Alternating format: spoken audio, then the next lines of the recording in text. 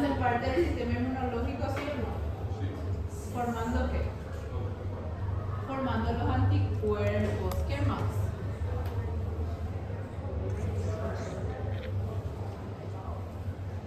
¿Qué más podemos decir de las proteínas? Son las biomoléculas más abundantes en el organismo. Están formadas, como ustedes dijeron, por la unión de aminoácidos. Tienen una importancia biomédica. ¿Por qué? Porque desempeñan múltiples funciones. Estuvimos diciendo algunas de ellas. Mantienen la forma y la integridad física de las células. O sea, el citoesqueleto de las células, las membranas celulares están formadas por una bicapa lipídica, pero también están formadas por proteínas también, ¿sí? Entonces forman parte del citoesqueleto de las células, forman la maquinaria contráctil del músculo. Los filamentos de actina y miosina son esenciales para la contracción muscular. El transporte de oxígeno, una función vital, es el transporte de oxígeno. ¿Quién transporta el oxígeno? La hemoglobina. Los glóbulos rojos, pero el oxígeno va unido ¿a quién? A la hemoglobina dentro de los glóbulos rojos. ¿Y la hemoglobina qué es? Es una proteína, ¿sí? Catalizan reacciones químicas, vamos a ver las enzimas. Las enzimas son... ¿Qué son las enzimas? Sí, esa es su función, catalizar reacciones. ¿Pero qué son? Son proteínas. Sí, todas las enzimas son un tipo de proteínas. Catalizan reacciones químicas que generan energía, que sintetizan biomoléculas, degradan, replican genes, lo transcriben, entre otras funciones. Todo eso son funciones de las enzimas. Acuérdense, todas las enzimas son proteínas, son catalizadores. Participan en el sistema inmunitario, ya dijimos recién. Reconocimiento de moléculas como en las hormonas, tenemos en las proteínas que se encuentran en las superficies celulares, ellas actúan como receptoras de señales. Sin estas proteínas receptoras la célula no va a recibir ningún estímulo, ¿sí?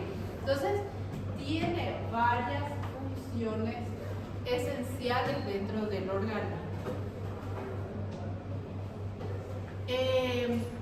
Cada proteína está formada, como ustedes dijeron, por una cadena de aminoácidos, un conjunto de aminoácidos. Dentro de una proteína puede haber varias unidades del mismo aminoácido, de varios aminoácidos, ¿sí? Acá tienen dos ejemplos, por ejemplo el citocromo C bovino y la quimiotripsina bovina.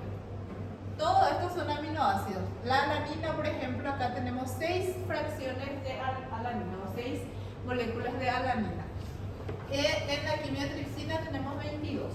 ¿Sí? O sea que va variando. Todo esto es la cantidad de aminoácidos que hay en esa proteína. Entonces, ¿qué quiere decir eso? Que en una proteína yo puedo tener varias moléculas del mismo aminoácido o no tener ese aminoácido en esa proteína. ¿Sí? No siempre van a estar todos los aminoácidos en todas las proteínas. ¿Sí? Entonces, ¿qué es lo que dice ahí? La composición de los aminoácidos también es altamente variable. En una proteína casi nunca se encuentra la misma cantidad de 20 aminoácidos. De los 20 aminoácidos, algunos se dan sola una o ninguna en un tipo determinado de proteína, mientras que otras pueden aparecer un número de veces. Las proteínas con funciones muy diferentes también tienen diferencia en la cantidad de los aminoácidos, ¿sí? Tenemos a las proteínas simples y a las proteínas conjugadas. ¿Qué quiere decir proteínas conjugadas? Contém um grupo de aminoácidos mais outro grupo. Contém um anexo. Bueno, cuando la proteína, o sea, ¿qué es la proteína? Una cadena de aminoácidos. Cuando a esa cadena de aminoácidos le agregamos un grupo prostético, se le llama, cuando está conjugada con cualquier otra molécula que no sea aminoácido. ¿Qué es una proteína simple? Es aquel que solo tiene aminoácidos y no tiene ningún grupo químico adicional. ¿Y qué son las proteínas conjugadas? tiene la cadena de aminoácidos y tiene también un componente químico diferente. Y la parte no aminoácidica de una proteína se le llama grupo prostético, ¿sí? Por ejemplo, en la hemoglobina, ¿cómo le llamamos a su grupo prostético? ¿Qué se saben de memoria? ¿O no saben? Eso se da, creo que desde la escuela, el colegio. Cromoproteína. Grupo prostético, siempre se dice. La hemoglobina, su grupo prostético, hemo. ¿Sí? ¿Y por qué grupo prostético hemo? Acá tienen todos los grupos prostéticos posibles. Las lipoproteínas, su grupo prostético son los lípidos. Las glucoproteínas, su grupo prostético son los glúcidos. Las fosfoproteínas, su grupo prostético es el grupo fosfato. Las hemoproteínas, el grupo prostético es su grupo hemo. Las flavoproteínas son nucleótidos de flavina. Las metaloproteínas, el grupo prostético es algún metal, puede ser el hierro, el zinc, ¿sí? Entonces depende del grupo prostético que se le adicionó a esa proteína, el nombre que va a recibir. Tenemos ejemplos, las glucoproteínas, la inmunoglobulina G, acá la hemoglobina que ya les di como ejemplo. La lipoproteína B1 de la sangre es una proteína ligada a un... ¿Qué son las lipoproteínas? Proteínas ligadas a un lípido, ¿sí? Algunas proteínas contienen más de un grupo prostético. Normalmente el grupo prostético es lo que dice qué función desempeña esta proteína, ¿sí? Ella es la que determina la función biológica de esa proteína. Pueden ver acá el grupo prostético hemo de la hemoglobina. Ella es la que se une, ese grupo prostético es la que se une al oxígeno, ¿sí? Entonces ella es la que dice que la función de la hemoglobina es transportar ese oxígeno. Ella es la que va ligada al oxígeno. Es como si el grupo prostético fuese la especialización de la proteína. Exactamente, es lo que determina la función biológica de la proteína.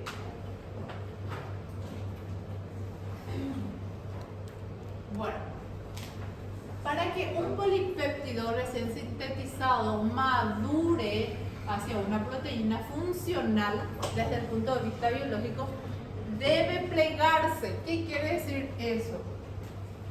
Que las proteínas no están así en forma simple, en forma aislada, ¿sí? O sea que ellas no están así. Ninguna de las proteínas que tienen una función biológica importante están así. No es una cadena recta de aminoácidos, ¿sí? Generalmente están plegadas estas proteínas para que puedan realizar sus funciones biológicas.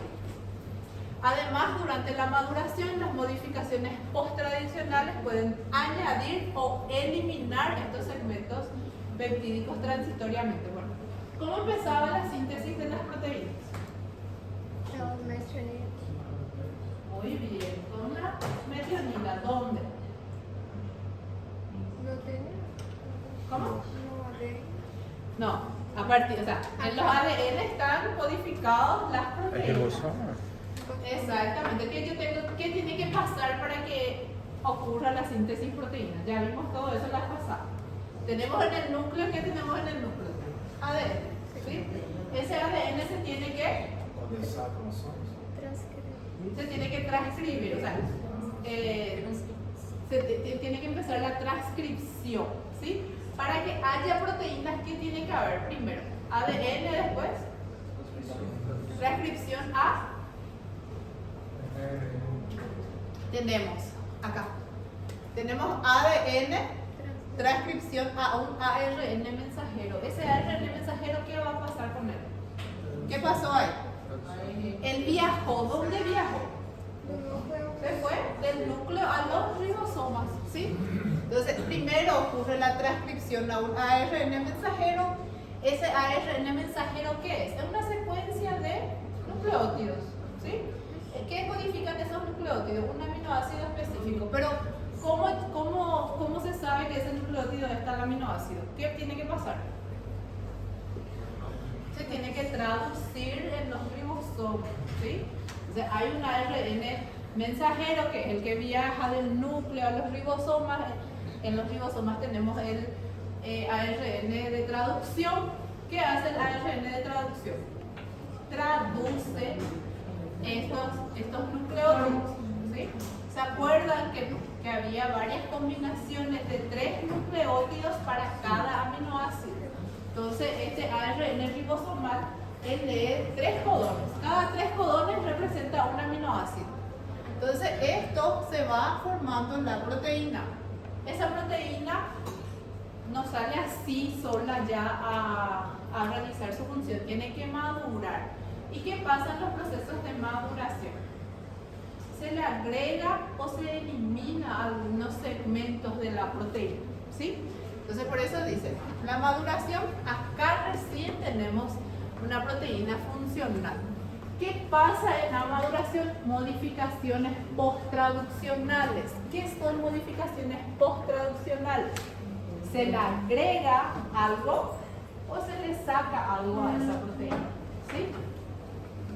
Ahí recién esa proteína sale hacia afuera y viaja hasta donde tiene que realizar su función. ¿Sí? Si es una proteína estructural, se va a quedarse en la estructura de una célula. Si es una proteína transmembrana, se va a hacer su papel. Si va a ser un anticuerpo, se va a viajar hasta donde tiene que irse, ¿sí? Dependiendo de la proteína, es el viaje que va a realizar. Las deficiencias genéticas o nutricionales que obstaculizan la maduración son nocivas para la salud. ¿Qué quiere decir eso? Que si hay algún defecto congénito y esta proteína le faltó un aminoácido acá, este aminoácido tenía que ser, no sé, lisina y histidina, supongamos. ¿Qué pasa con mi proteína? Ya es una proteína infuncional, ¿sí? Va a salir, va a madurar, va a llegar acá, va a salir, va a viajar y se va a quedar por ahí, no va a realizar ninguna función.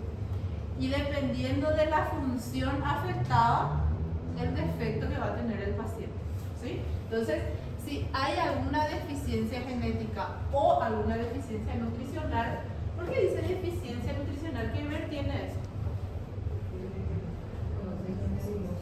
Los aminoácidos esenciales son adquiridos en la alimentación y en la nutrición. O sea que si mi paciente tiene algún tipo de desnutrición, va a tener también defecto en la síntesis de sus proteínas.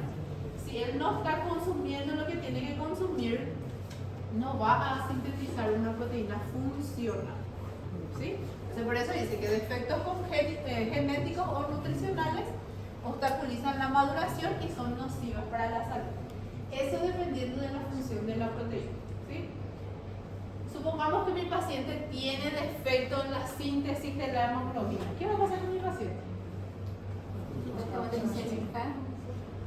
Va a tener problemas respiratorios, va a tener deficiencia de hierro, va a ser un paciente que va a vivir cansado, va a vivir con problemas respiratorios, va a vivir con problemas en hierro, ¿sí? ¿Por qué? Porque la hemoglobina está defectuosa. Si la hemoglobina no consigue transportar lo que tiene que transportar, obviamente el paciente va a tener todos los trastornos relacionados con la hemoglobina, ¿sí? ¿Cuáles son los síntomas de un paciente con hemoglobina baja? Fatiga, cansancio. Dependiendo la ausencia de hierro. Las anemias, ¿qué es anemia? Concentración baja de hemoglobina, ¿sí? Pueden ser de varios, puede ser por deficiencia de hierro, puede ser por deficiencia de vitamina B12, puede ser por deficiencia de hemoglobina luego, ¿sí? Entonces hay varios tipos de anemia, no solamente por deficiencia de hierro. Bueno, la conformación y configuración de las proteínas, esto ya habíamos hablado un poco en las clases pasadas. que habla de la L, que hablamos de los L aminoácidos y los D aminoácidos. ¿Cómo eran los aminoácidos humanos? Eran todos L aminoácidos. ¿Sí? ¿Qué quiere decir L aminoácidos? ¿Qué quería decir L aminoácidos? En la ¿dónde está? Hacia la izquierda. ¿Sí? Entonces acuérdense que el levógiro es hacia la izquierda y el dextrógiro hacia la derecha. Pero ¿qué decía la conferencia de Fisher? ¿Qué era que decía? Que se llegó a un consenso. Que se dice nomás que tiene un giro L o son L aminoácidos porque todos los grupos aminos están a la izquierda, pero no todos hacían girar la luz óptica a la izquierda. ¿Sí? Por eso se dijo nomás que nos quedamos así. L es porque el grupo amino está a la izquierda, no porque hace girar la luz. ¿Sí? Eso decía la conferencia de Fisher. ¿Se acuerdan o no? No estudiaron todavía entonces aminoácidos. Bueno, ¿y qué dice acá? Que la conformación se refiere a la relación espacial de cada átomo en una molécula que da lugar a su estructura 3D. Puede ser una configuración trans o una configuración cis. ¿Qué ustedes ven de diferente? El C. Carbono alfa. Carbono alfa, isso, porque ele está transpassando, justamente porque Bueno, ¿qué era el carbono alfa? É o carbono que está ao lado do grupo amino. El carbono alfa es donde está ligado en aminoácidos, que era el carbono alfa. Era un carbono ligado a un grupo amino y un grupo carboxilo. Muy bien. Bueno, ¿y qué ustedes ven ahí en el carbono alfa? Son configuraciones diferentes. O sea que en la configuración trans tenemos el carbono alfa con su grupo carboxilo hacia la izquierda, ¿sí o no?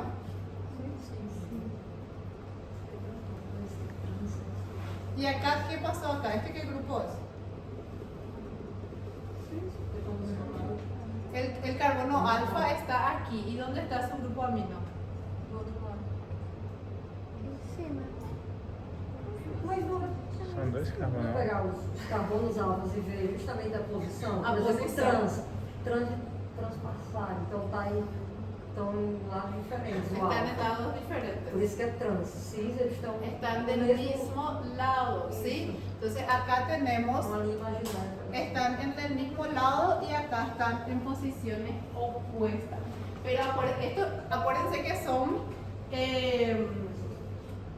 no es toda la misma molécula, ¿sí? Este es un carbono alfa de uno y el otro es el carbono alfa de otro aminoácido, ¿sí? ¿Sí o no? Entonces este es un carbono alfa con su carboxilo y este es otro carbono alfa con su grupo amino. Entonces en la posición trans los carbonos alfa están en posiciones opuestas y en la posición cis los carbonos alfa están en una posición lineal, ¿sí? Están del mismo lado.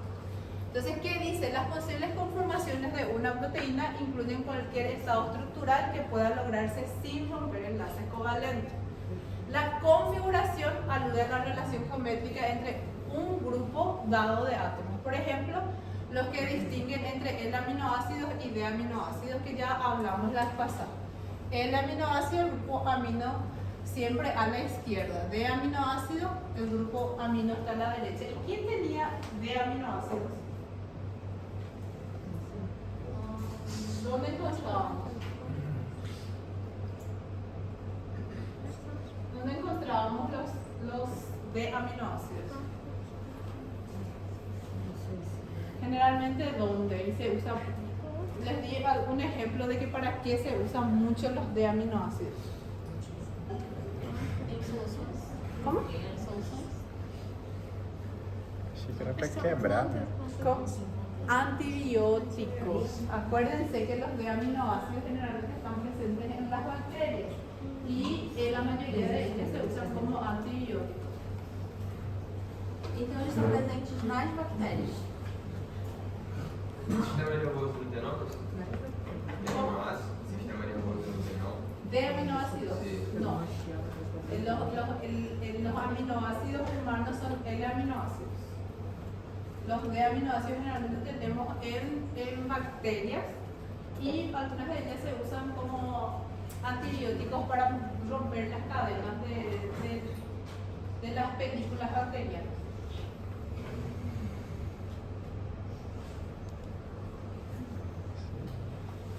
¿Qué dijimos la clase pasada de los puentes de hidrógeno? Rápido, pasa la hora. ¿Qué dijimos de los puentes de hidrógeno? Y también acá vamos a ver de los puentes disulfuro. ¿Cuál es la función de estas interacciones? Generalmente en la estructura cuaternaria de las proteínas, ellas se pliegan de esa forma por culpa de los puentes de hidrógeno y por culpa de los puentes disulfuro. ¿Qué serían los puentes disulfuro y los puentes de hidrógeno? Los puentes de hidrógeno es un hidrógeno de una molécula ligada con un oxígeno de otra molécula. ¿Sí? Entonces, los aminoácidos tienen, supongamos que tienen azufre, porque creo que el dibujo que está ahí es el que tiene azufre. El aminoácido que tiene azufre hay en varios lugares en las proteínas. ¿Sí? ¿Cómo se va a plegar esta proteína? Supongamos que esta es mi proteína. ¿Sí? Yo tengo un azufre acá y tengo un azufre acá. ¿Qué va a pasar? Esta proteína este azufre se va a unir con este y ahí se va a plegar las proteínas. ¿Sí? Entonces así se forman las estructuras cuaternarias debido a los enlaces disulfuro o a los puentes de hidrógeno. Bueno, dice la estabilidad se puede definir como la tendencia de mantener la conformación activa entre interacciones químicas que estabilizan la conformación activa.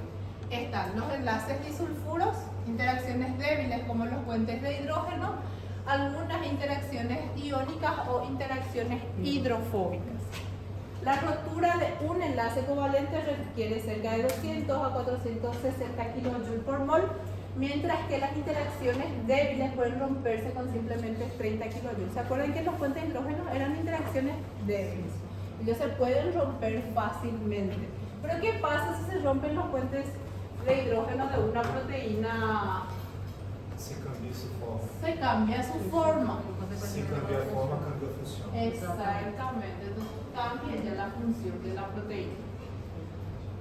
Sin embargo, al ser tan numerosas, las interacciones débiles son las que predominan. Para mantener esa estructura de las proteínas, como les dije, los puentes disulfuro, los puentes de hidrógeno son interacciones débiles, pero hay 200.000 puentes de hidrógeno o puentes de disulfuro en una sola proteína. ¿Sí? Entonces son varias uniones, predominan y son las que estabilizan la estructura de la proteína. ¿Sí? Son interacciones débiles, pero de ellas depende la estabilidad de esa estructura. La conformación proteica más estable es aquella que posee el mayor número de interacciones débiles. ¿Sí? ¿Por qué les parece que eso le confiere estabilidad a la molécula? Porque son varios, en varios lugares. ¿Sí? Entonces, si yo tengo... Porque uma é interna. Esta es una proteína nativa, ¿sí? Entonces, todos estos están unidos por puentes de disulfuro o puentes de hidrógeno, dependiendo de qué aminoácido tiene la proteína, ¿sí? Entonces, son varias interacciones. Si ellas empiezan a desaparecer, ¿qué va a pasar? Se va a desnaturalizar la proteína, va a perder su estructura. Proteína que perdió su conformación nativa, desplegándose y mostrando una estructura al azar, dejando de ser funcional por la acción de agentes externos, como por ejemplo el pH, temperatura. Todo eso cambia la estructura de la proteína porque el pH, por ejemplo, altera los puentes de hidrógeno. ¿Sí? Entonces, la proteína va a perder su estructura tridimensional, su estructura globular y deja de ser una proteína funcional. Si la temperatura está muy alta, las proteínas se van a desnaturalizar también. Van a perder sus puentes de hidrógeno, van a perder sus puentes de sulfuro y ahí vamos a tener una proteína desnaturalizada. ¿Sí? O sea que no va a tener su estructura globular, su estructura cuaternaria y va a ser infuncional. ¿Sí? Entonces, ¿qué es lo que le mantiene a la proteína en su estado nativo? Exactamente, las interacciones débiles, como puentes de hidrógeno, puentes disulfuro, algunas también son interacciones hidrofóbicas, todas ellas mantienen plegada a la proteína. Bueno, esto ya es un poco más largo, un poquito más complicado, entonces hasta ahí, porque tengo que explicarle uno a uno todos los pasos del ciclo de vida de la proteína, desde su síntesis, cómo se pliega, para qué se pliega y cómo se vuelve a eliminar. ¿Está bien? Entonces vamos a dejar ciclo de vida para el lunes y hasta ahí vamos a desarrollar proteínas. ¿Sí? Entonces el lunes vemos ciclo de vida, un poquito más, porque el lunes creo que son 2 horas o más horas. Sí, son una cosa. Y el jueves tenemos que terminar. ¿Sí? ¿Alguna pregunta hasta ahí? Profe, las fuentes de hidrógeno son débiles Son interacciones débiles. y la de sulfuro También son interacciones débiles. Sí. ¿Cómo? O sea, no